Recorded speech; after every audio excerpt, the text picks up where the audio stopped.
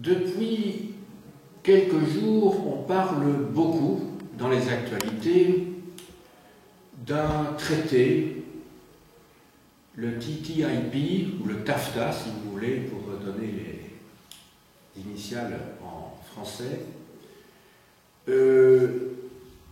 qui laisse planer beaucoup d'inquiétudes quant à l'avenir de notre alimentation. Vous avez certainement entendu parler de ce traité qui est en voie d'être signé entre l'Union européenne et les États-Unis et qui permettrait de déroger à la réglementation très stricte qui régit pour l'instant la chaîne alimentaire en Union européenne. Ça pourrait nous conduire, entre autres, à devoir manger des OGM,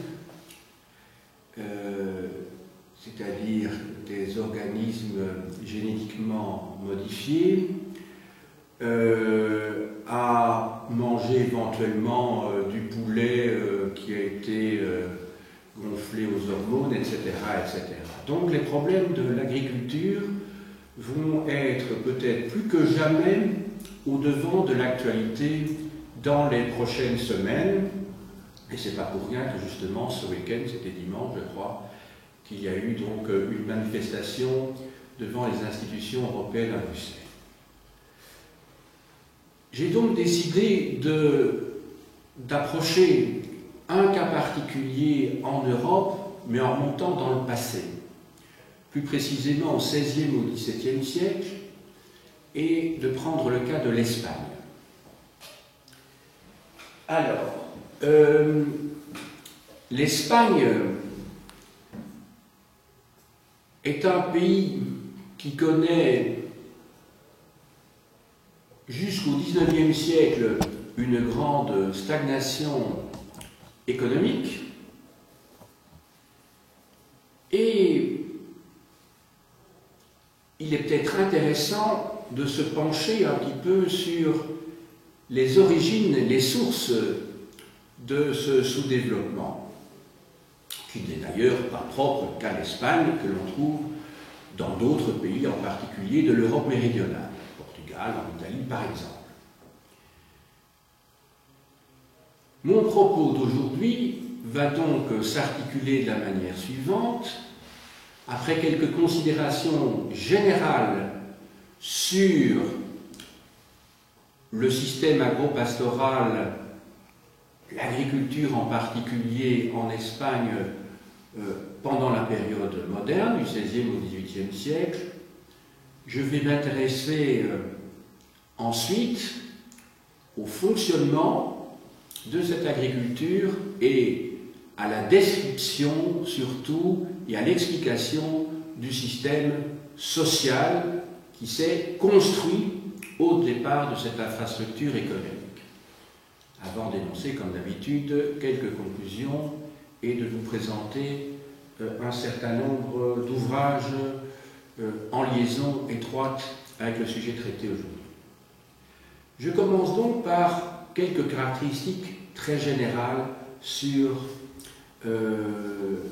l'agriculture espagnole. Alors quand je dis l'agriculture espagnole, il faut savoir que déjà le terme même que j'utilise n'est pas très correct. Parce que peut-on parler d'agriculture espagnole quand on voit la diversité des paysages? L'Espagne du Nord n'a rien à voir avec l'Espagne méditerranéenne, n'a rien à voir non plus avec le centre de l'Espagne. Donc il y a des paysages très différents. Il faut tout d'abord considérer qu'il y a une Espagne humide au nord et une Espagne méditerranéenne au sud, qui est donc plutôt sèche. Ensuite, le nord lui-même, quand je dis le nord, je pense à la Galice, aux Asturies, à la région des monts Cantabriques, eh bien, en fait, c'est une Espagne où domine la petite propriété, ce que l'on appelle aussi le minifundio. Ensuite, vous avez l'Espagne centrale, qui est caractérisée par des champs ouverts, ce que l'on appelle, de son terme classique anglais, l'open field, donc le champ ouvert, open field. Et puis alors, vous avez dans le sud de l'Espagne un régime de propriété qui est tout à fait différent, puisque là, vous avez le régime des latifundia, que vous connaissez bien, puisque on en a parlé souvent, déjà quand on étudiait la Rome antique. Voilà, donc vous avez retenu, au nord, petite propriété, dans la partie centrale, des champs ouverts, et dans le sud, la grande propriété foncière domine. Donc, déjà, grande différence à ce niveau-là. Alors, autre caractéristique, le système de l'assolement. Vous vous souvenez ce que c'est que l'assolement? L'assolement, c'est la gestion du territoire d'un village. Il peut y avoir un système, à partir du moment où on a mis en place le système de l'assolement, un système biannuel ou un système triannuel. Alors, dans les régions denses de l'Espagne, denses sur le plan de la population, sur le plan démographique, on observe essentiellement que c'est un système d'assolement biennal qui est mis en place. Ça veut dire quoi, un système d'assolement biennal?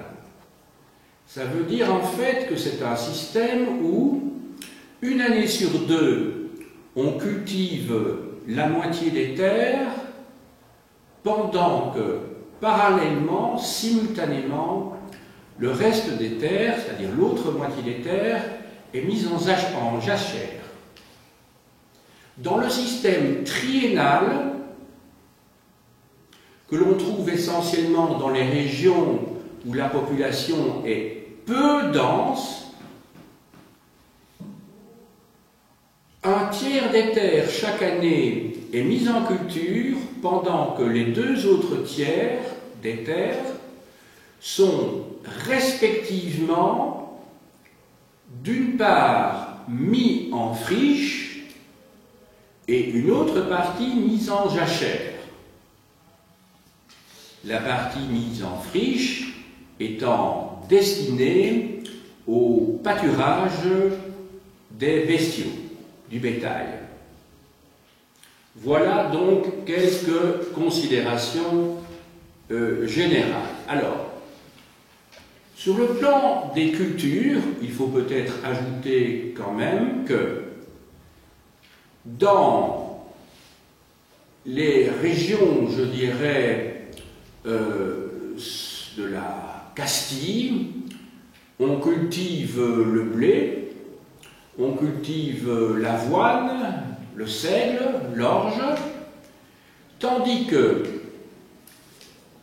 dans les régions méditerranéennes, et plus particulièrement dans le sud, on cultive surtout l'olivier et la vigne. Donc, si je dois résumer maintenant le paysage global de l'agriculture en Espagne, je dirais que donc vous avez essentiellement de l'agriculture avec les céréales que je viens de mentionner, plus la vigne et l'olivier, et alors vous avez du bétail, mais le bétail je vais le décrire dans quelques instants, il faudra encore attendre un petit peu. Alors, Le système agro-pastoral, c'est le premier point que je vais développer. Ce système agro-pastoral est caractérisé d'abord par des types de cultures. Je vous ai dit qu'on cultive bien sûr le blé, le seigle, l'orge, le maïs aussi, que dans le sud, c'est surtout l'olivier et la vigne qui sont cultivés, mais deux facteurs vont intervenir ici quant au prix des olives et du vin. C'est que au XVIe siècle, vous allez avoir une très forte demande provenant des Amériques. Par conséquent, ces produits, l'huile d'olive et le vin, seront des cultures dont les prix vont monter, c'est la loi universelle de l'offre et de la demande. Mais il y a un autre élément qui va faire que les prix vont augmenter, c'est que la population elle-même augmente, alors qu'elle s'appauvrit.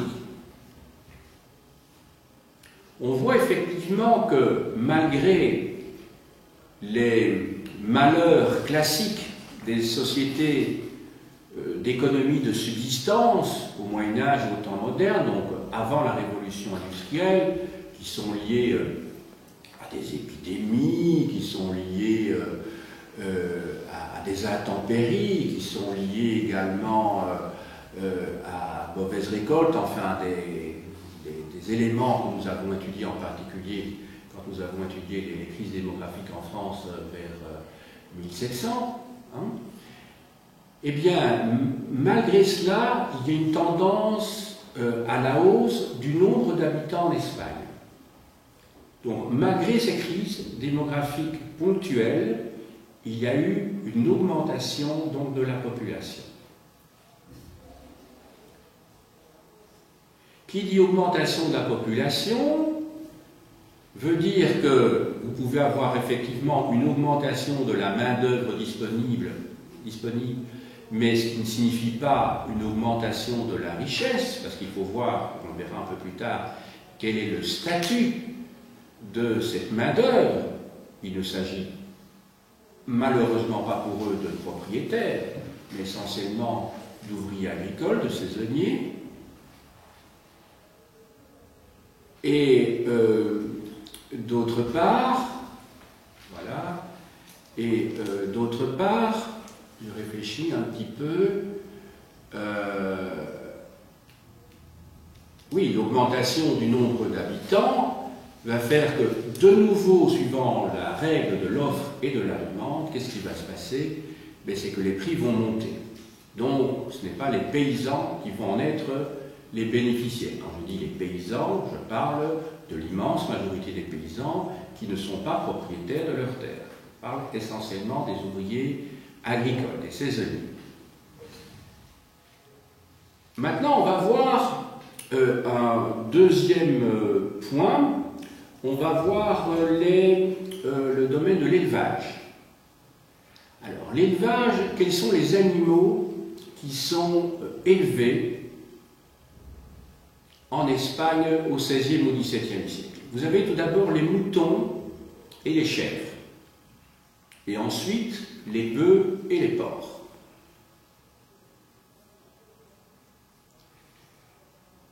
Les moutons, en particulier, constituent un bétail particulièrement intéressant.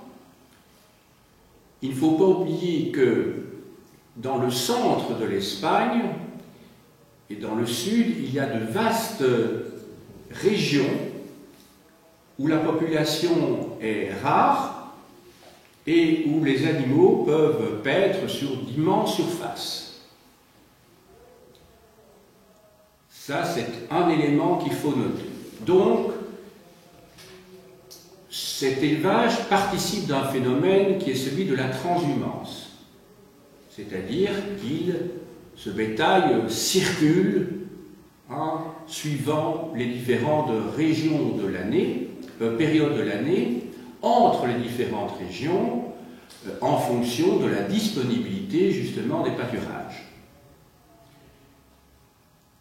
La laine est particulièrement prisée, c'est la laine des moutons mérinos, qui est traitée en Espagne même et vendue à l'étranger.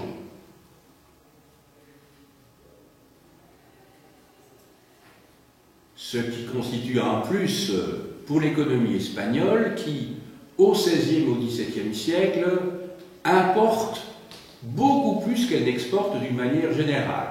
Ici, je vois ça globalement pour l'ensemble des communes. Nous allons passer maintenant à la société rurale. On va voir comment elle est organisée. Il y a tout d'abord ceux que l'on appelle les labradores. Labradores. L-A-B-R-A-D-O-R-E-S.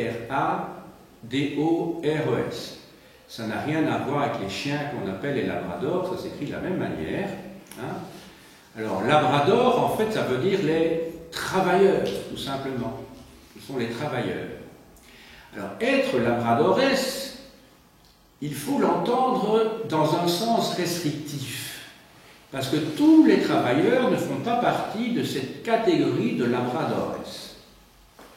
De qui s'agit-il? En fait, il s'agit des paysans qui sont soit propriétaires de leurs terres, soit qui sont locataires de leurs terres, mais avec toutefois un élément bien précis qui leur appartient, c'est-à-dire qu'ils disposent de leur outil de production. L'outil de production, c'est quoi? C'est l'arère et c'est un attelage. Alors, les attelages, ce sont rarement des attelages de bœufs, parce que ça coûte cher de nourrir un bœuf. Et ce sont donc plutôt des attelages de mules, qui coûtent moins cher. Malgré tout, il y a un certain nombre de ces labradores qui sont locataires des terres et qui possèdent l'arère, mais qui doivent louer pendant une saison, justement, soit l'attelage, soit les mules.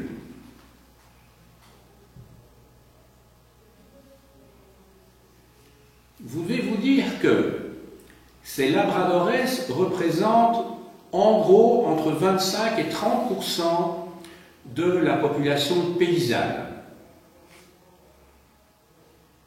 en particulier en Castille.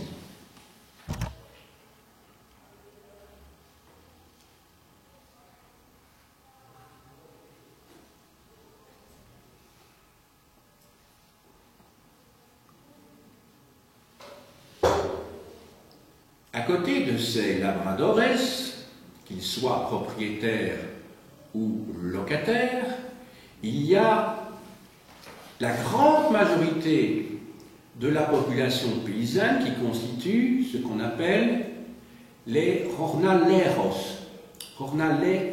Excusez-moi. Donc je vous l'appelle, J-O-R-N-A-L-O-S.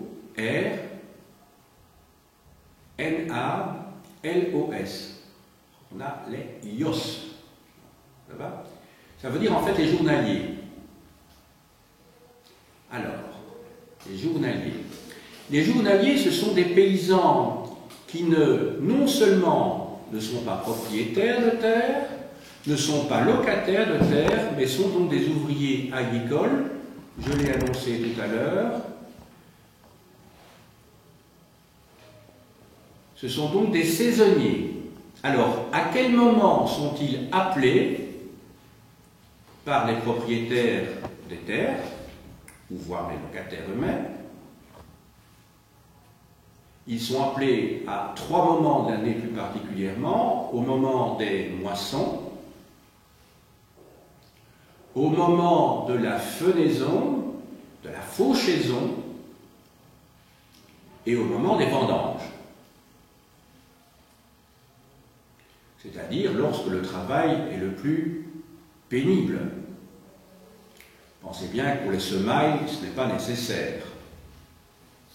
C'est un travail qui est moins astreignant, moins dur, moins pénible. Alors, ces journaliers vivent dans la misère. Ils représentent la moitié de la population, je vous le rappelle, paysanne. Ils vivent dans la misère. Il y a des règlements municipaux qui fixent leur salaire. Ils sont payés à la journée. Et en plus de ça, quand ils habitent, quand ils viennent travailler dans un finage, dans un village, ils ont l'obligation d'y rester jusqu'à la fin de la saison.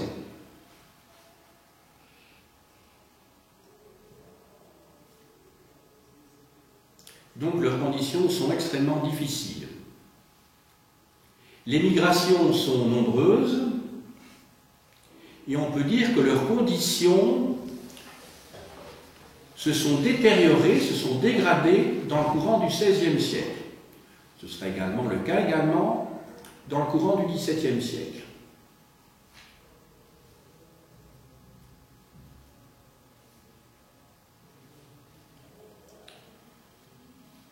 Alors, nous allons passer maintenant au régime de la propriété. Je vous ai expliqué que les propriétaires représentent finalement peu de choses. Je vous ai dit plus ou moins 20% pour l'ensemble de l'Espagne. Mais encore, dans ces 20%, faut-il distinguer les propriétaires de minifundia et les propriétaires de latifundia, c'est-à-dire les petits propriétaires et les immenses les propriétaires qui possèdent d'immenses propriétés, en particulier dans le sud de l'Espagne, en Andalousie, par exemple. On ne peut pas les mettre évidemment sur le même pied.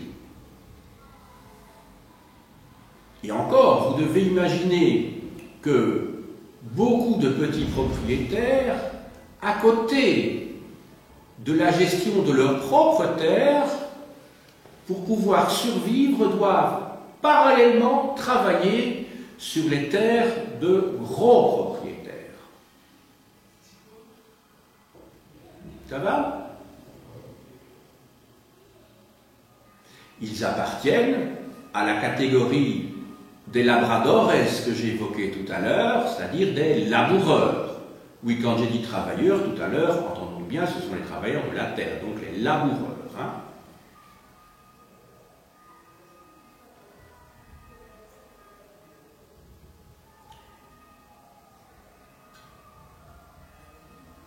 Alors, maintenant les locataires des terres. Les locataires des terres travaillent sur des terres qui appartiennent en général à des seigneurs, à des monastères qui sont en Espagne nombreux et qui possèdent une très grande partie de la richesse foncière.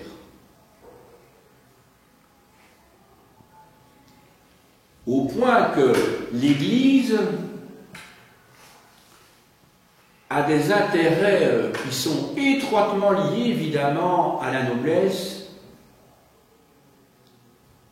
telle qu'on peut se la représenter d'une manière classique avec ses droits seigneuriaux. Alors, à côté de ces terres qui sont mises en location, vous avez ce que l'on appelle les communs. Alors, c'est quoi les communs? Ce sont des terres qui, à l'origine, appartenaient à la monarchie ou à des seigneurs et qui ont été mises à la disposition des paysans, en particulier, bien entendu, autour des grandes villes et autour, à proximité des domaines royaux.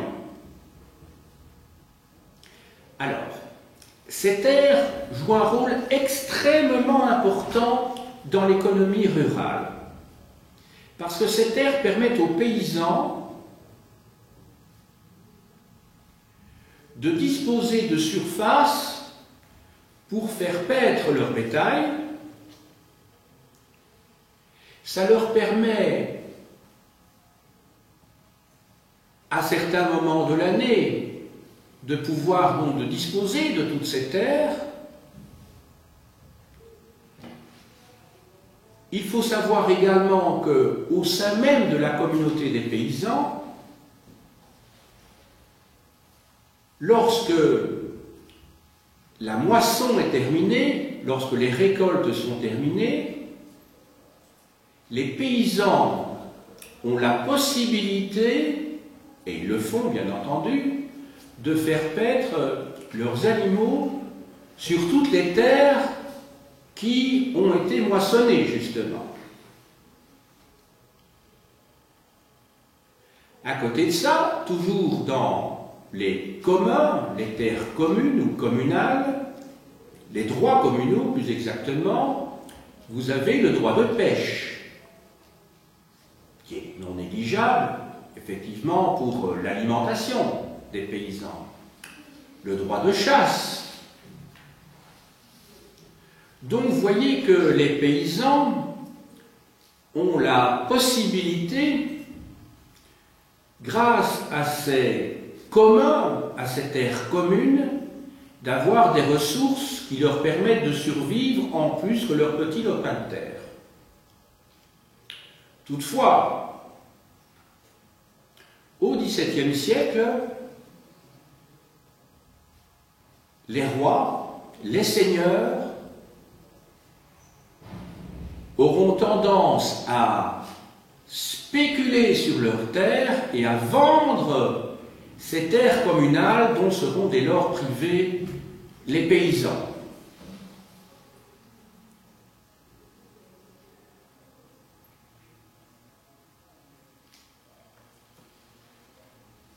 Restent maintenant les propriétaires de la terre. Je vous ai parlé donc dans un premier temps des locataires et des paysans qui disposent donc de ces terres communales. Maintenant, on arrive donc aux propriétaires des terres eux-mêmes. Je vous ai dit qu'ils représentent une très faible partie, enfin une faible partie, entendons bien, c'est quand même un cinquième de la population, mais qui doit être ventilé justement entre les petits et les grands propriétaires. Et vous devez vous dire que, du point de vue des revenus, les propriétaires tirent approximativement, ça dépend des régions, mais en moyenne 25% des récoltes. Donc c'est-à-dire que les 3/4 des récoltes restent globalement entre les mains des paysans, locataires. Mais là aussi, il faut distinguer parmi ces paysans entre d'une part les fermiers et d'autre part les métayers. Je crois vous avoir déjà expliqué dans un autre cours la distinction qu'il y avait lieu d'opérer entre ces deux catégories de locataires, de paysans. Un fermier loue ses terres, effectivement. Le bail est fixé à un taux précis, bien déterminé dès le départ, et donc c'est une même somme qui doit être versée aux propriétaires des terres chaque année. Tandis que le métayer, lui, va voir ses revenus changer d'année en année, non pas tellement en fonction du climat ou des bonnes et mauvaises récoltes, mais essentiellement par le fait que ce sera toujours la moitié de ce qu'il aura récolté qui deviendra son bien propre, tandis que l'autre moitié passera directement entre les mains du propriétaire. Et là, effectivement, donc je reviens un petit peu sur ce que j'ai dit il y a 30 secondes, c'est vrai que suivant que vous avez une bonne ou une mauvaise année, une bonne ou une mauvaise récolte, vous aurez inévitablement des revenus qui seront importants ou pas importants.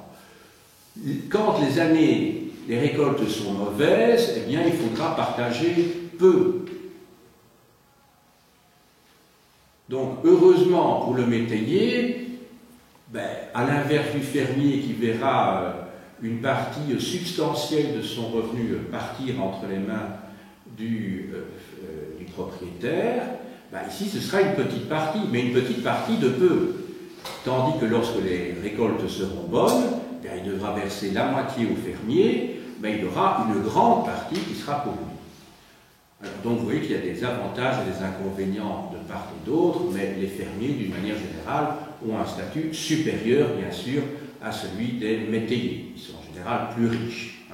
D'ailleurs, c'est resté dans notre vocabulaire, quand on pense à un fermier, on ne pense pas à un petit paysan.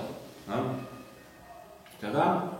Quand on parle maintenant d'un métayer, on pense effectivement à un paysan plus faible. Donc on parle de fermier et de ferme, de la même manière qu'on parle de métayer et de métairie. Voilà. Alors, quelles sont les conclusions que je vais tirer du cours que je vous aurai donné aujourd'hui? Alors, tout d'abord, sur le plan démographique, on a vu que la population, dans le courant du XVIe siècle, tend à croître, malgré les aléas des bonnes et des mauvaises récoltes et malgré les aléas des épidémies que j'évoquais tout à l'heure. À l'époque de Charles Quint, dans les années 1530, 1540, il y a eu effectivement de très mauvaises récoltes. Ce sont des années extrêmement pénibles. Il y a eu également au XVIIe siècle des années particulièrement pénibles, je parle des plus grandes, les plus gros problèmes. En 1630, en 1648 et en 1693. Ces problèmes, en fait, on les retrouve aussi ailleurs en Europe à ce moment-là. Pensez à la France. Lorsque je vous ai fait un cours sur les crises démographiques vers 1700, vous vous souviendrez que j'avais évoqué des dates semblables. Et en particulier le fameux hiver et les fameuses difficultés, crise démographique terrible qui a eu lieu en 1693-1694. Voilà. Il n'empêche que l'Espagne, donc plus particulièrement, c'est le sujet d'aujourd'hui, souffre pendant ces années-là. Sur le plan économique et sur le plan social,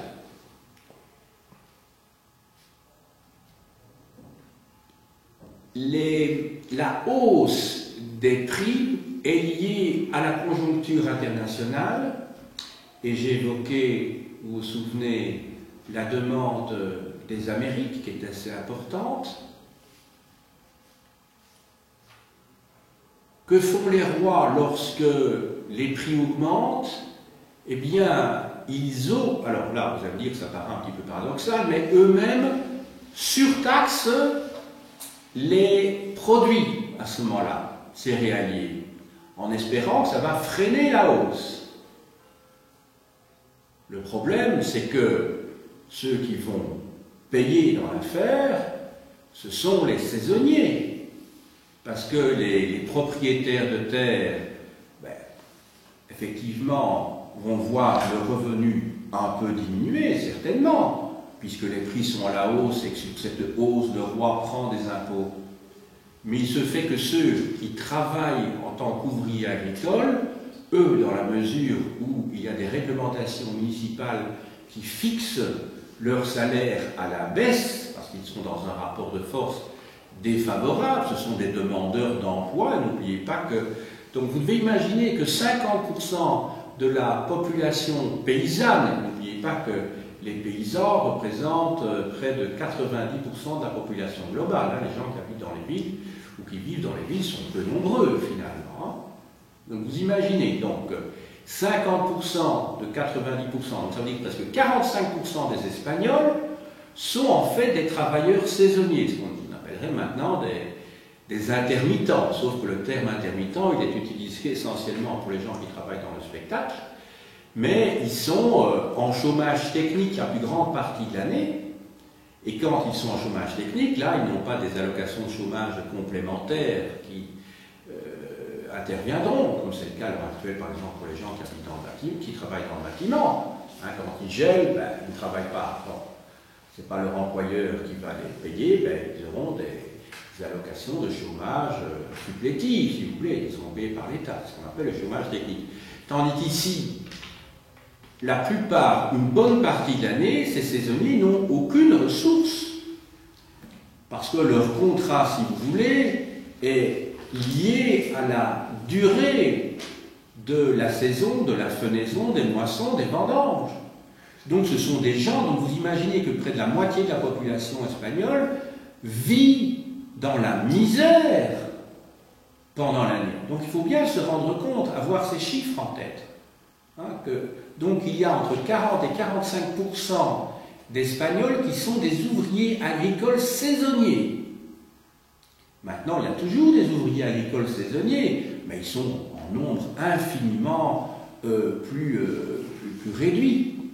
Il y a encore des saisonniers, je pense à des ouvriers agricoles qui viennent du Maroc en particulier, qui vont travailler en Andalousie, dans les orangeries, etc. Enfin, bon, ça existe toujours, mais je veux dire, ça représente une partie de la population qui est beaucoup plus faible qu'à l'époque. Donc je crois qu'il faut vraiment avoir en tête cette misère sociale au XVIe ou XVIIe siècle. Il y a une chose dont je ne vous ai pas parlé tout à l'heure, c'est que les paysans, je vous ai dit qu'ils payent effectivement un loyer, mais à côté de leur loyer, ils doivent bien sûr verser toute une série de taxes, d'impôts à leur seigneur et d'impôts, je veux dire, aux autorités publiques également. Donc vous voyez que le revenu est fortement amputé. Et là, je parle des paysans, je dirais, permanents, je ne parle pas des saisonniers. Donc, l'Espagne, au XVIe ou XVIIe siècle, c'est vraiment un pays sous-développé qui correspond à, je dirais, un petit peu à la manière dont on vit encore, hélas, dans beaucoup de pays d'Afrique ou de pays de l'Asie, en Inde ou de l'Asie du Sud-Est, voire d'Amérique du Sud également. Donc l'Espagne est un pays véritablement sous-développé. Alors, quand je dis sous-développé, c'est effectivement un pays dont la configuration représente et l'économie correspond en gros à celle d'un pays du tiers-monde. En gros, parce qu'évidemment, on ne peut pas superposer les choses, parce que bon, dans les pays du tiers-monde, maintenant, il y a des multinationales qui font travailler, etc. Les paysans, on est bien d'accord.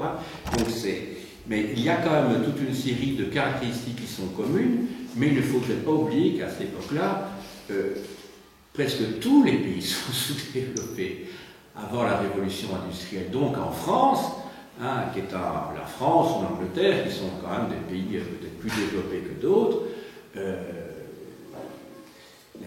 la misère reste quand même la règle jusqu'au XVIIe siècle. À partir du XVIIIe siècle, là vous avez effectivement une croissance continue tant sur le plan démographique que sur le plan des revenus des paysans.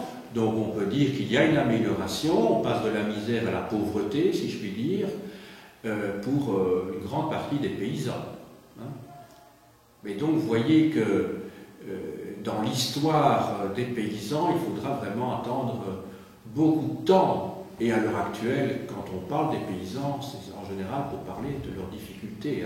Quand on en parle à la télévision, on vous dit, ben voilà, les paysans qui représentent, dans notre pays, c'est peut-être 1% de la population, quelque chose comme ça. En France, c'est 5%, parce que ça reste un pays qui a une longue tradition agricole. Si vous allez en Pologne, c'est 25% de la population. Donc c'est ce qui a évidemment posé des problèmes lorsqu'un certain nombre de pays d'Europe centrale sont rentrés dans l'Union européenne, c'est qu'il a fallu effectivement redéfinir un certain nombre de règles de la PAC, de la politique agricole commune, parce que bon, les Français étaient jusque-là le pays agricole en Europe occidentale, mais à partir du moment où vous avez des pays d'Europe centrale qui sont arrivés, ben là, au niveau de la subsidiation des paysans, il a fallu réfléchir un petit peu à tout ça, bien entendu, parce que les prix des céréales en Pologne, ce n'est pas tout à fait le prix des céréales en France. Donc on préfère avoir du blé qui venait de Pologne du point de vue de la compétitivité, si vous voulez. Donc on a dû trouver des équilibres entre les différents pays. Voilà. Mais donc, quand on parle des paysans, je reviens à ce que je disais, à l'heure actuelle, c'est en général pour parler de leurs difficultés. Hein. La plupart des paysans ne parviennent pas à transmettre à leurs enfants leurs terres, parce que le métier est très dur, hein, pénible, pour avoir finalement des revenus très faibles. Vous devez vous dire que beaucoup de paysans, je ne parle pas de ceux qui font de l'agro-business, hein, mais beaucoup de paysans ont un revenu qui est inférieur à 1 000 € par mois. Donc vous voyez que ce n'est pas particulièrement stimulant, hein, pour poursuivre dans ce métier-là. Il faut se lever très tôt le matin pour donner à manger une bête. Vous avez des périodes de l'année effectivement où les cycles font qu'il y a peut-être un peu moins de travail, sauf si vous avez des animaux, c'est toute l'année. Hein. Mais pour ceux qui sont dans l'agriculture pure, déjà qui ne font pas d'élevage, mais alors là, vous avez le coup de fusil à certaines périodes de l'année où vous travaillez, je dirais presque jour et nuit, hein, des moissons, de la fenaison, etc. Bon, maintenant, évidemment, il y a des machines agricoles qui n'existaient pas à cette époque-là, donc depuis le XXe siècle. Hein, on a effectivement, même depuis le XIXe siècle, on a des machines qui permettent de produire plus. Mais vous savez que nous sommes en surproduction et que donc on doit subsidier les paysans maintenant pour qu'ils puissent tenir, parce que sinon, à la vente de leurs produits, il n'y a pas de coup du tout face à des produits qui viennent d'autres régions du monde, hein, où là on pratique la monoculture, comme aux États-Unis par exemple, ou dans beaucoup d'autres pays, en Russie. Voilà.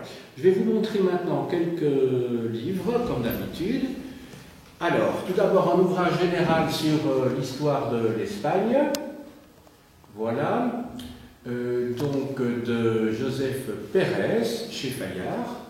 Vous voyez même en couverture les différents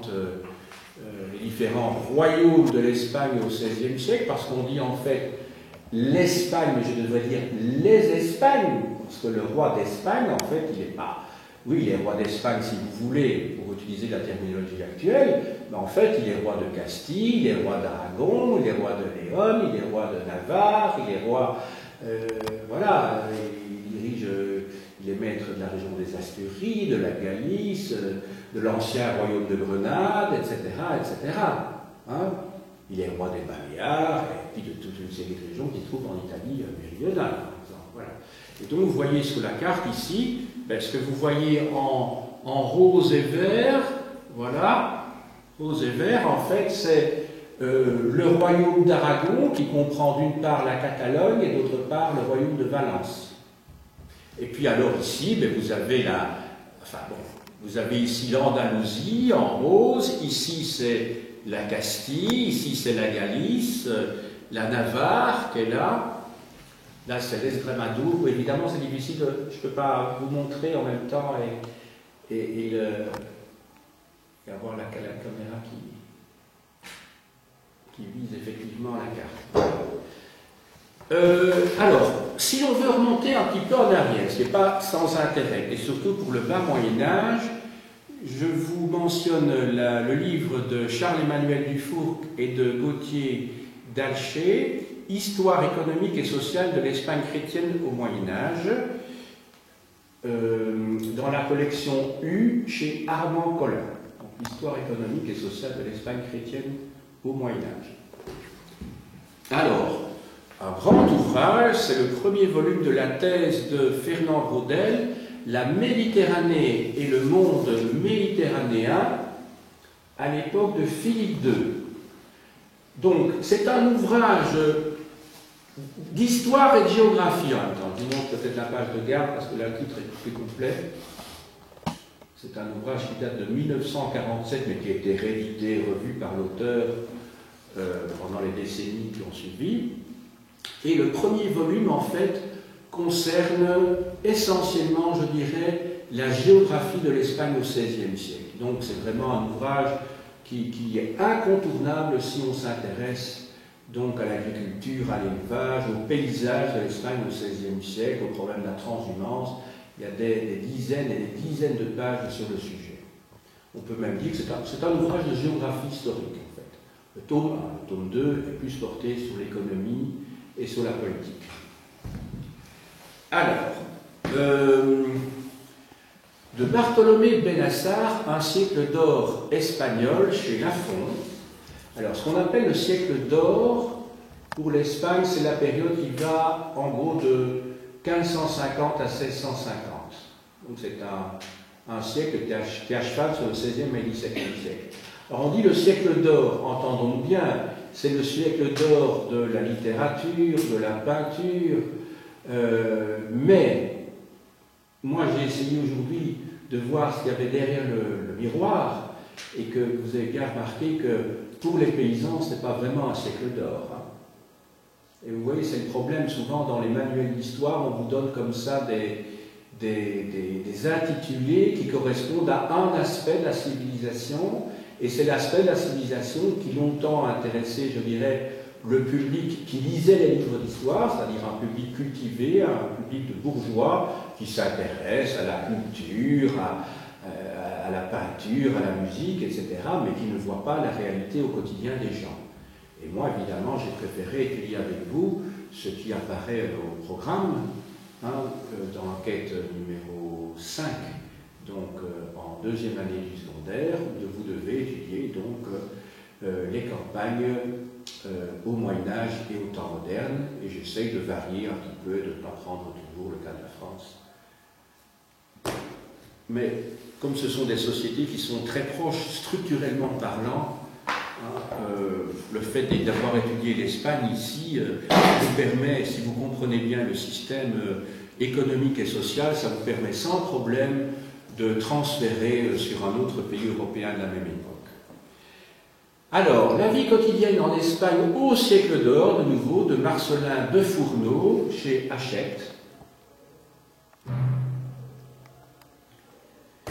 Alors, Histoire et civilisation de l'Espagne classique, 1492-1808.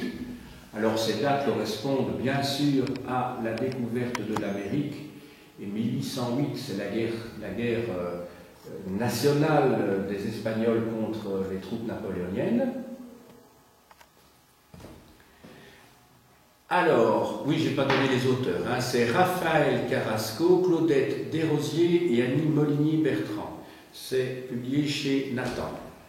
Alors, Danny Moligny-Bertrand, qui enseignait à l'université de Paris-Sorbonne, Paris 4, vocabulaire historique de l'Espagne classique, chez Nathan. Alors, c'est un petit lexique qui est très utile, donc c'est un petit dictionnaire, si vous voulez, où se trouvent expliqués, définis, tous les termes spécifiques de l'Espagne du XVIe au XVIIIe siècle, et en particulier, vous avez bien sûr une notice sur les labradores, sur les jornaleos, etc. Hein? Alors, de Joseph Pérez, l'Espagne du XVIe siècle, c'est un ouvrage qui est à la fois un ouvrage de synthèse et un ouvrage qui reprend de nombreux textes, donc très utile pour préparer une leçon.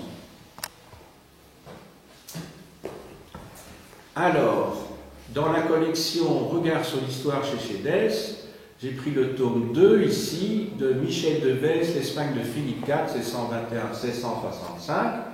Philippe IV qui était en même temps roi d'Espagne et qui était en même temps le souverain des anciens Pays-Bas. Donc c'était également le roi qui régnait chez nous, en Belgique. Hein. C'est le père de Charles II qui a donné son nom à la place donc, qui se trouve à Charleroi. Hein. Alors dans ce tome 2, vous avez un chapitre justement sur l'agriculture et l'élevage au XVIIe siècle. Voilà. Alors, je vous ai apporté aussi un ouvrage qui vient de paraître et qui ne porte pas sur l'Espagne, mais qui est très intéressant pour la comparaison. C'est un ouvrage qui est paru en janvier 2015, donc il y a 3 mois, d'Emmanuel Leroy-Ladurie, Les paysans français d'Ancien Régime, du XIVe au XVIIIe siècle, publié aux éditions du Seuil. C'est un ouvrage que je vous recommande, il est très lisible, et c'est la synthèse de toute une vie de travail. C'est le grand spécialiste, si je puis dire, de l'histoire rurale en France pour les temps modernes. Maintenant, c'est un monsieur qui est très âgé, il a plus de 80, il a certainement 85 ans, si pas plus, 86, 87 ans. Et il dicte ses livres parce que lui-même a un macula, soleil de Dieu, et donc il ne voit plus, enfin, il ne voit pratiquement plus. Et donc il est obligé de dicter ses livres maintenant. Alors, il ne faut pas négliger, bien sûr, la littérature, puisque c'est le siècle d'or de l'Espagne, évidemment, quelques très grands écrivains qui ont publié à cette époque-là. Le plus grand écrivain espagnol, sans doute, qui est Cervantes, qui a écrit le Don Quichotte au début du XVIIe siècle. Voilà, je vous montre ici les 2 volumes publiés dans la collection Garnier-Flammarion. Évidemment un personnage ultra célèbre, Don Quichotte. Donc c'est l'histoire de ce chevalier, de ce noble désargenté auquel arrive toute une série d'aventures et qui circule à travers la campagne espagnole justement au XVIe siècle, fin XVIe siècle, début du XVIIe siècle. Et c'est intéressant de lire parce qu'il y a toute une série de notations sur les campagnes, sur les paysans qui sont évidemment très intéressantes du point de vue de la réalité, c'est-à-dire l'histoire économique et sociale, mais au point de vue de l'histoire des mentalités également. Alors, un autre grand auteur du siècle d'or espagnol, c'est Lope de Vega, qui est l'auteur d'un livre qui s'appelle Fuente Ovejuna.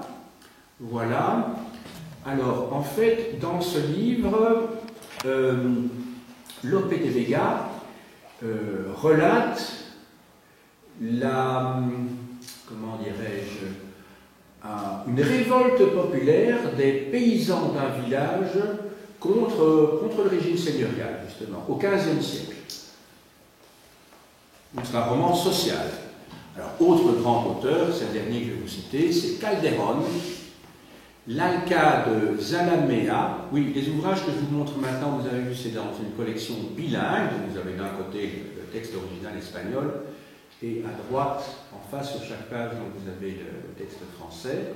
Alors, l'Alcade de Zalamea, c'est l'histoire... L'Alcade, c'est-à-dire un juge, qui doit intervenir à la suite de viols qui se sont produits dans l'armée de Philippe. Voilà.